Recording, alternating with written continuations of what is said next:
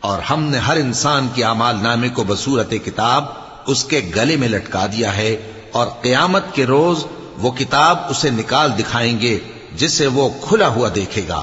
کہا جائے گا کہ اپنی کتاب پڑھ لے، تو آج اپنا آپ ہی حساب کرنے والا کافی ہے۔ جو شخص ہدایت اختیار کرتا ہے تو اپنے لیے اختیار کرتا ہے، اور جو گمراہ ہوتا ہے تو گمراہی کا ضرر بھی اسی کو ہوگا۔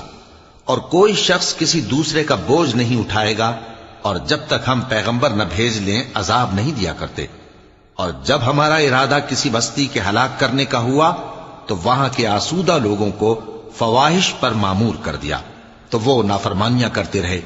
پھر اس پر عذاب کا حکم ثابت ہو گیا اور ہم نے اسے ہلاک کر ڈالا۔